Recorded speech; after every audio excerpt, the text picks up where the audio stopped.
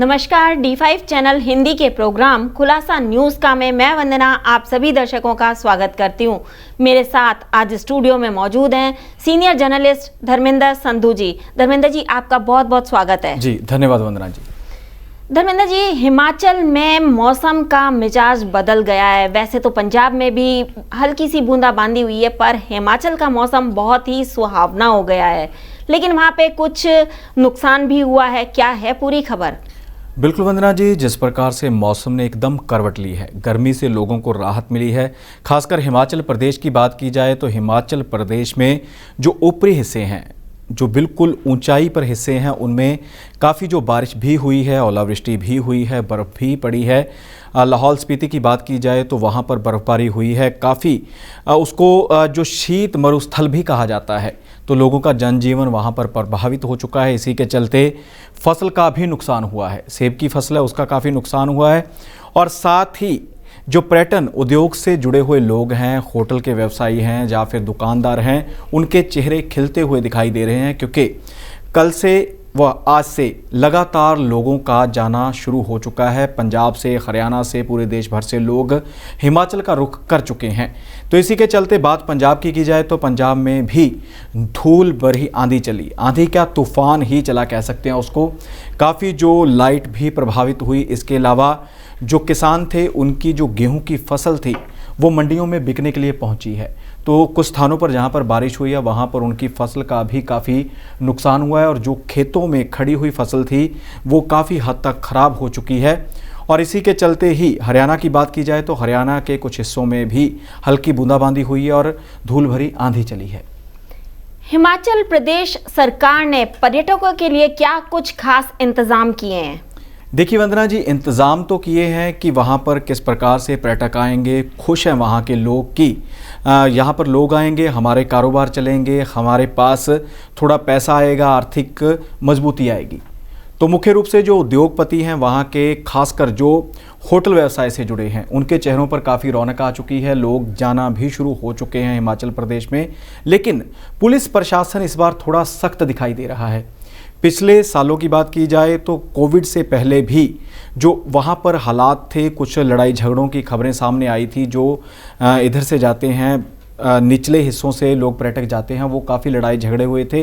तो इसी के चलते अब खासकर हिमाचल प्रदेश के कांगड़ा के मैक्लोडगंज व मनाली में पूरी तरह से पुलिस ने सख्ती बरतनी शुरू कर दी है। वहाँ पर जो रिजर्व पुलिस होती है उसकी जो टुकड़ियां हैं, वो बल हैं, वो तैनात कर दिए गए हैं, जो पूरी तरह से ऐसे हालातों के ऊपर नज़र रखेंगे जो वहाँ के माहौल को ख़राब करते हैं। और ख़ासकर जो शरारती तत्व हैं जो वहाँ सिर्फ और हुल्लड़बाजी ही करते हैं, तो उनकी अब खैर नहीं है। अगर ऐसा कोई भी व्यक्ति, चाहे वो पंजाब से गया है, चाहे वो हरियाणा से गया है, चाहे हिमाचल का खुद का है, तो उसके ऊपर साथ ही साथ तुरंत कार्रवाई की जाएगी।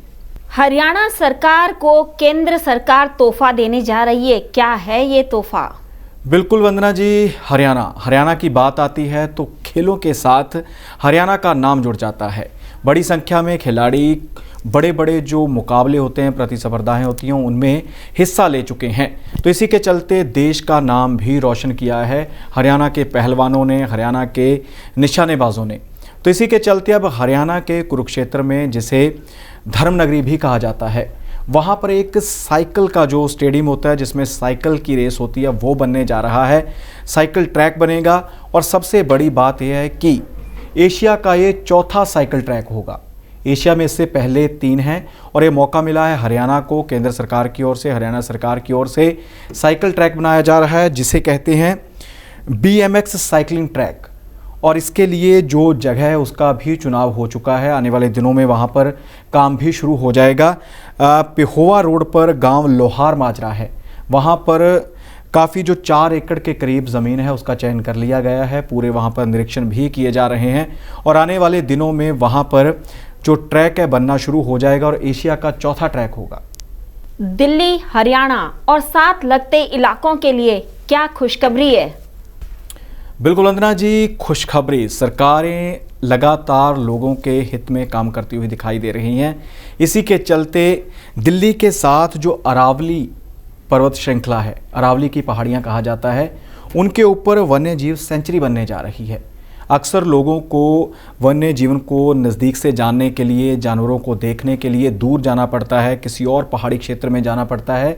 लेकिन ये खुशखबरी है, केंद्र सरकार इस योजना के ऊपर काम कर रही है और कुछ ही समय में वहाँ पर एक पूरी जो है सेंचुरी का निर्माण कर दिया जाएगा। उसको पूरी तरह से लोगों के लिए एक तरह से पर्यटन स्थल में उसको परिवर्तित किया जाएगा। खास बात की जाए तो अरावली की जो पहाड़ियां हैं वहाँ पर हाथी को छोड़कर सभी प्रकार के जानवर पाए जाते हैं, जंगली जानवर जितने भी हैं वहाँ पाए जाते हैं।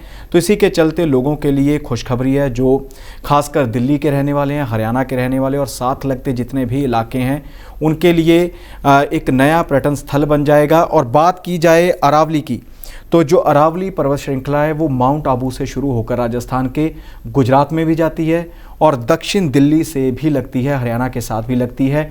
तो इन इलाकों के लोगों के लिए खुशखबरी है कि उनको अपने पास ही वन्य जीवन को जानने का मौका मिलेगा और साथ ही जो वन्य जीव हैं, वो जो पेड़ पौधे हैं, उनका संरक्षण भी हो सकेगा। भगवंत मान ने विरोधियों को जवाब दे दिया है, क्या है उनका जवाब? बिल्कुल जी, पंजाब के मुख्यमंत्री हैं भगवंत सिंह मान। कुछ दिन पहले ही दिल्ली के मुख्यमंत्री अरविंद केजरीवाल ने मुलाकात की थी पंजाब से संबंधित अधिकारियों के साथ और इसके चलते विपक्षी थे, उन्होंने यह कहा था कि उस मीटिंग में भगवंत मान शामिल नहीं थे और कहा जा रहा था कि जो पंजाब की आम आदमी पार्टी की सरकार है वो रिमोट कंट्रोल से चल रही है और रिमोट कंट्रोल दिल्ली से चलता है, वहाँ से ही सारे फैसले लागू हो रहे हैं। तो भगवंत मान ने अपने विरोधियों को, विपक्षियों को जवाब दिया है। उन्होंने कहा है कि कुछ सीखने के लिए अगर मुझे अपने अधिकारियों को, पंजाब के अधिकारियों को दिल्ली छोड़ गुजरात और बाहर भी भेजना पड़ेगा तो मैं वहाँ भी भेजूंगा, क्योंकि पंजाब की बात है, पंजाब में कुछ नई टेक्निक लाने की बात है। और मुख्य रूप से जो बिजली विभाग के कर्मचारी हैं, अधिकारी हैं, उनसे मुलाकात की थी दिल्ली के मुख्यमंत्री अरविंद केजरीवाल ने, ताकि पंजाब में जो बड़ा वादा किया गया था सरकार आने से पहले आम आदमी पार्टी की ओर से गारंटी दी गई थी कि हर किसी परिवार को 300 यूनिट तक बिजली मुफ्त मिलेगी, उसी को पर विचार चर्चा कहा जा रहा है कि उस मीटिंग में की गई थी और आने वाले दिनों में वो फैसला लागू हो सकता है। लेकिन भगवंत मान ने विपक्षियों को जवाब दे दिया है कि दिल्ली के मुख्यमंत्री अरविंद केजरीवाल ने पंजाब के अधिकारियों के साथ मुलाकात क्यों की थी। विभिन्न खबरों पे अपना प्रतिक्रम देने के लिए धर्मेंद्र जी आपका बहुत बहुत धन्यवाद। जी धन्यवाद वंदना जी। कल फिर से ताजा तरीन खबरों के साथ हाजिर होंगे प्रोग्राम खुलासा न्यूज़ का में। तब तक के लिए नमस्कार।